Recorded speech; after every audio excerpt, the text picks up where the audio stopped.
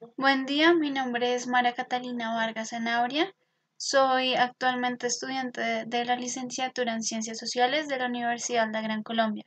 Soy perteneciente al semillero de investigación SHIE de Historia de Educación y me he presentado para este congreso con el eje temático de Escuela, Memoria y Enseñanza de la Historia, con el título de ponencia Percepción y usos de la memoria en el aula, Memoria de las mujeres en el conflicto armado colombiano. Cabe aclarar que esta es una propuesta investigativa. El tipo de investigación es la investigación cualitativa y los instrumentos de investigación que utilizaré serán entrevistas.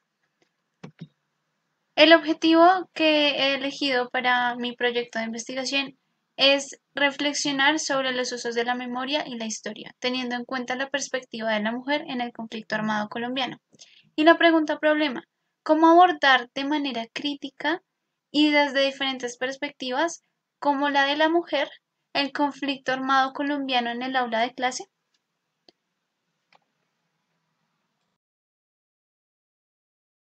Iniciaré con Maurice Holbach. Él fue un psicólogo y sociólogo francés. Escribió el libro Memoria colectiva y mencionaba que la memoria es una realidad ininterrumpida. Esta memoria se genera a través de una memoria individual en la que pues se basa en los recuerdos y es una memoria autobiográfica debido a que puede que suceda un hecho en específico y van a haber sujetos que presencien ese mismo hecho pero con perspectivas diferentes. Esta memoria individual es la que le da paso a la memoria colectiva, porque la memoria colectiva es la que retoma todos estos testimonios y los apropia para la comunidad o para la sociedad a la que pertenece el hecho que haya sucedido. Esto permite que se analicen grupos sociales desde dentro. Esa individualidad y esa singularidad que se le da a la memoria es la que permite analizar desde dentro a un grupo social o a una civilización en concreto. Los usos que menciona Maurice Holbach se dan a través de la memoria exterior, que da paso a la memoria histórica. Esta memoria exterior es una memoria más social, como retoma recuerdos que destacan de una sociedad, los acontecimientos más importantes. Esta memoria es un poco más general, es un poco más en búsqueda de una generalidad, por lo que Maurice Holbach menciona que la memoria histórica es esta falta de concordancia porque sus significados son opuestos. La memoria, por un lado, parte de las imágenes y de los recuerdos que ya mencionaba anteriormente. Esta memoria tiene una duración de vida de una persona, la duración de vida de una persona común, debido a que estos recuerdos y estas imágenes permanecen en un individuo y cuando muere el individuo muere la memoria. Luego llega la historia por otra parte y esta sí tiene una permanencia, un sentido de permanencia debido a que se representa por medio de escritos, está representada a través de libros y relatos, por lo cual Maurice Holbach menciona que la historia es corta, general y falta de sentido. General porque toma no las memorias individuales, sino que toma la memoria de un solo individuo y la hace como una memoria colectiva. Esta memoria se vuelve una historia muy general, como menciona Maurice Holbach, debido a que la memoria de una persona no puede significar la memoria de muchos más individuos que presenciaron ese acontecimiento. Es falta de sentido porque desconoce la memoria social y la tradición que se genera en la memoria colectiva. Entonces, cuando se representa en escrito la historia, digamos que le quita ese significado o esa tradición que le daban las sociedades a su memoria. Pues básicamente también igualmente la historia es la recopilación de hechos que han ocupado la memoria de los hombres. Esto es lo que menciona Maurice Holbach. Por otro lado, nos encontramos con Todorov.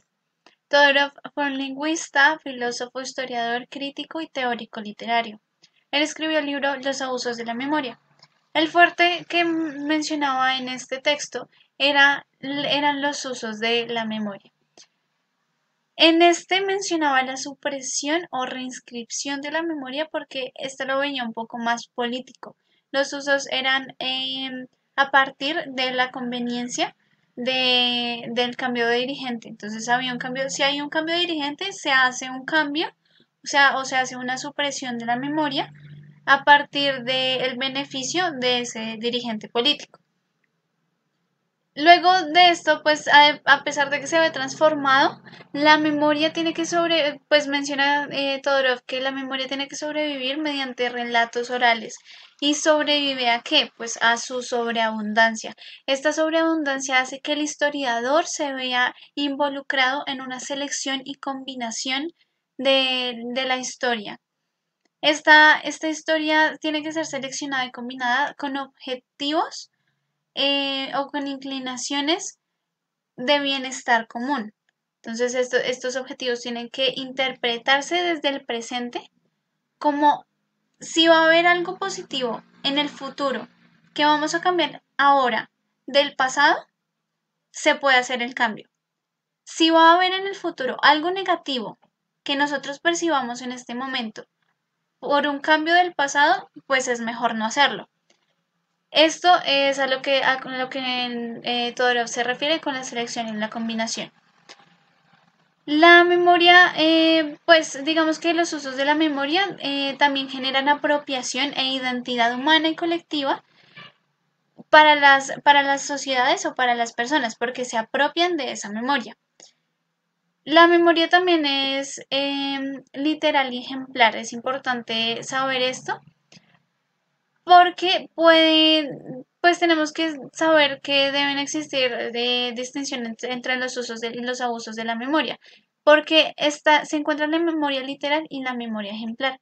La memoria literal es la que vuelve al pasado con recelo y vuelve a reabrir heridas de que ya antes habían sanado. Entonces vuelve al pasado en búsqueda de generar abusos de esta memoria.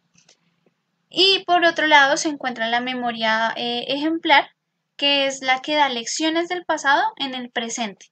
Esta ya es un uso, digamos que un uso correcto de la memoria. Esto es lo que menciona Todorov. El último autor es Enzo Traverso. Él es historiador e intelectual italiano. Escribió el libro El pasado, instrucciones de uso, historia, memoria política. Él habla de la memoria como la que aprende más al pasado que la historia. Dice que es subjetiva, cualitativa y también singular. No necesita de pruebas ni de contexto en específico. También genera identidades sociales porque le da sentido y continuidad a las poblaciones, porque una historia escrita en una sociedad es sinónimo de tener memoria. Esto da una relación muy importante que es aquí fundamental, que es la memoria histórica. Traverso menciona que es falso oponer los conceptos memoria e historia, que sí se generan tensiones, hay una tensión dinámica, pero es falso oponerlas porque tienen el mismo objetivo, la elaboración del pasado. Por otra parte, la historia es un relato o escritura del pasado que nace de la memoria porque se describe o se escribe, se interpreta en el presente y toma las memorias de los individuos de ciertas sociedades en específico. Esta historia es un poco más positivista que la memoria y pues el historiador que escribe o lo que representa como escrito en la historia se da solamente desde una parte del contexto de experiencia, que era lo que yo mencionaba anteriormente con Holbach, que toma toma como un tipo de generalidad y lo escribe y eso es lo que se interpreta como historia. Los usos que menciona Enzo Traverso son que la memoria pues se instala en el presente debido a que el relato que se genera por la memoria y la inscripción o lo que se escribe es pues netamente en el presente. Y la historia genera dominación porque menciona, pues en su otro verso menciona que la historia se puede dar un abuso en la historia por la empatía historicista que se le da a los vencedores. Y estos vencedores generalmente son los vencedores masculinos, que es de lo que vamos a hablar más adelante. A partir de lo anterior es importante el contemplar las disparidades y las relaciones que hay entre los conceptos historia, memoria y memoria histórica, además de los usos que se generan en estas. Esto es fundamental para poder comprender cómo se debe utilizar de manera correcta la memoria de las mujeres para la enseñanza de la historia. Esta memoria es fundamental para la historia, por lo que vamos a ver más adelante. Ahora se abre una discusión en torno a espacios masculinizados por la historia oficial. Estos espacios generalmente tienen jerarquías de género, pero pues tenemos que mirar el objetivo que es ahora la revalorización de la mujer, porque se debe preguntar cuál es la función y cuáles son las mentalidades de las mujeres respecto a diferentes problemáticas como la guerra. Esto es importante porque se debe analizar el conflicto armado desde su análisis, del propio análisis de las mujeres en el mismo, porque ellas son las que se han visto vinculadas en el conflicto. ¿Y por qué específicamente con las mujeres? Porque la historiografía no ha asumido a la mujer como sujeto histórico para que así llegue al ámbito educativo. Si la historiografía no asume a la mujer como un sujeto histórico, mucho menos va a llegar como sujeto histórico al ámbito educativo. Entonces, por esta razón es importante, es fundamental mencionar a las mujeres en este espacio porque hay un universo masculinizado de la violencia. Este se da a partir de una historia androcéntrica en la que solamente se toma al hombre como una figura universal de ser humano.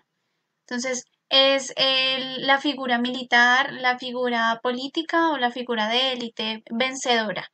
Es importante, es fundamental también salir de ese gender system, de esa estructura social y de esos roles. Ese gender system es como un sistema de género que se ha establecido a través de una estructura social y que la historiografía ha fundamentado a lo largo de los años. La mujer en el conflicto armado se ha empoderado y ha tomado papeles históricos que jamás habría tomado si el conflicto armado no hubiese existido. Entonces, esto hace referencia a que las mujeres hacen parte de las militantes del ejército como militantes de grupos armados ilegales. Hay víctimas, hay mujeres que han tomado papeles o roles políticos y por estas razones la mujer se ha empoderado debido al conflicto armado colombiano y esto es importante tenerlo en cuenta porque la mujer sí ha tenido roles importantes en el mismo, pues en dicho conflicto. Sus acciones se deben tener en cuenta por lo que mencionaba anteriormente. Las mujeres tienen acciones activas y acciones pasivas. Las acciones activas son las mujeres que buscan reivindicar sus derechos, que se revalorice a la mujer y que se le tenga en cuenta en ciertos procesos.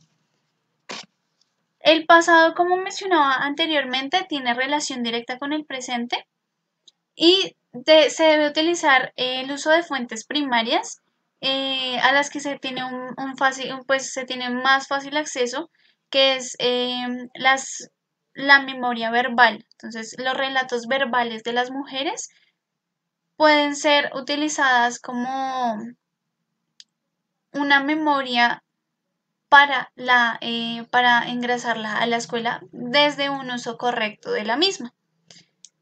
Esto con el objetivo de generar un bien común, en el que no solo se analice al ser humano como hombre, sino que se analiza al ser humano desde otras perspectivas, como la perspectiva femenina. Entonces, esto es importante porque busco hacer un análisis que incorpore lo femenino y se pueda incorporar también en la educación. porque finalmente hay ausencia de análisis que incorpore lo femenino, y esto es importante para el ámbito educativo, es para generar un cambio y una incorporación de lo femenino en medio de la educación. Finalmente, cabe analizar qué discursos de hombres y mujeres se han brindado en las aulas por medio de las clases de historia. Esto es crucial para el desarrollo de un pensamiento crítico y de una memoria histórica, con un uso adecuado dentro del aula de clase, debido a que se van a tener en cuenta diferentes discursos o percepciones acerca de un suceso histórico o de la historia en general, en este caso el conflicto armado colombiano.